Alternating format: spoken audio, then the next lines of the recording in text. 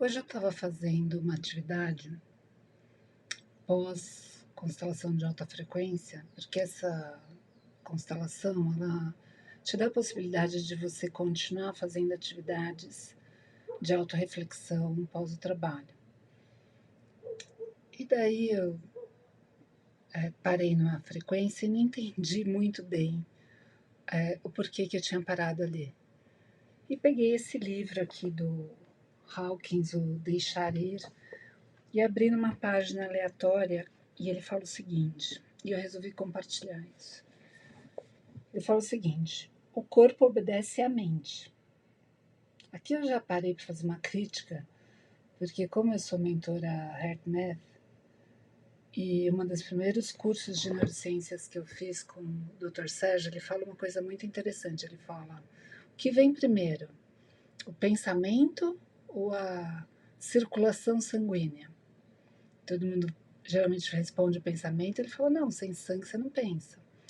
E no HeartMath tem um estudo que mostra que o corpo, aliás, que o coração percebe 5 minutos antes tudo que vai acontecer com você, para a gente perceber como nós somos muito intuitivos e a gente não dá vazão para isso. Então, quando eu leio o corpo obedece à mente, eu dei uma parada. Mas faz sentido se você já está num nível de começar a dominar a mente. Porque quem está comandando no primeiro momento é esse impulso cardíaco que vai mandar um monte de mensagem e vai ativar o seu processo de eu vou sobreviver ou eu vou criar um novo caminho. Então vamos continuar. O corpo tende a manifestar o que a mente acredita. A crença pode ser mantida conscientemente ou inconscientemente. Exatamente o que eu acabei de falar. Se você tem alguma consciência das dinâmicas que atuam sobre você, você ainda tem alguma autonomia. Se você não tem, você só está reagindo. Nós só estamos sujeitos ao que mantemos em mente. Bom, abri outra página e daí foi interessante. Caí numa frase que diz o seguinte: um caminho é um mecanismo da rendição dentro desses processos, dessas dinâmicas de conflito conosco. E foi interessante porque antes de eu fazer essa atividade, eu tinha percebido que eu estava entrando num processo de rendição, tipo, solta, deixa que as coisas aconteçam como tem que ser. Aliás, durante a noite, e eu comentei isso no meu grupo de homeopatia hoje de manhã, o mecanismo da rendição é uma oportunidade de verificar por nós mesmos a natureza da última e da própria realidade, e que a mesma é revelada ao místico ou ao físico. Esse último pedacinho aqui eu não entendi muito, mas eu fiquei pensando o seguinte: eu comecei falando sobre a constelação de alta frequência ou as constelações, e qual que é o processo de rendição dentro das constelações? Se tudo aquilo que te consome pertence a você, o primeiro passo é você olhar para isso.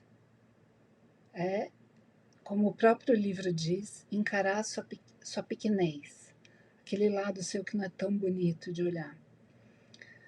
E depois, assumir a responsabilidade do que você está sentindo. Comunicação não violenta. Primeira comunicação não violenta que tem que vir é a sua com você mesmo.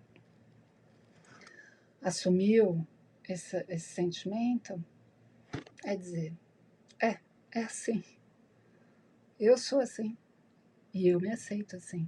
Eu lembro do meu professor falando, eu já até engraçado ele falar, a pessoa às vezes estava estressada. Ele falava, é assim, você é assim. Então esse assumir é um processo já muito importante da rendição. É aceitar que as coisas, às vezes, elas tomam uma dimensão que ou você não estava consciente ou você às vezes nem tinha controle. Quando você aceita isso, e um processo bem importante é dizer sim, eu me aceito dessa forma, é o momento onde você relaxa. E a chance que você tem de... O que eu faço agora? Ou eu aguardo o próximo movimento. Ou eu observo o cenário, as pessoas, observo o que eu realmente quero e começo a ter mais consciência nos meus próximos passos. Quem olha dessa forma também é o Life Coach Quantum. Eu sou um ser inteligente, por isso eu posso direcionar as minhas ações e quando eu tomo um movimento, eu preciso começar a avaliar. Esse movimento está dando resultado ou não? Qual que está sendo o impacto e o que realmente está ficando ali? Para eu poder decidir se eu continuo nessas ações ou se eu estou evoluindo ou se eu preciso revisar e tomar um novo rumo. Porque o conflito e o estresse fica em você ficar tentando insistir, fazer sempre as mesmas coisas esperando uma resposta diferente, que nunca vai acontecer. Essa é a beleza do autodesenvolvimento. E esse perceber os movimentos.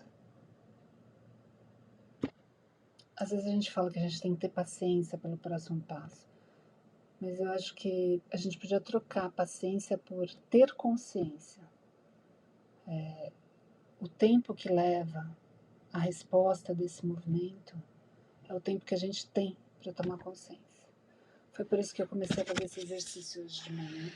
Ainda não achei a resposta, vou olhar agora, mas eu estou tentando buscar consciência de algo que movimentou em mim e que eu ainda não tenho total conhecimento.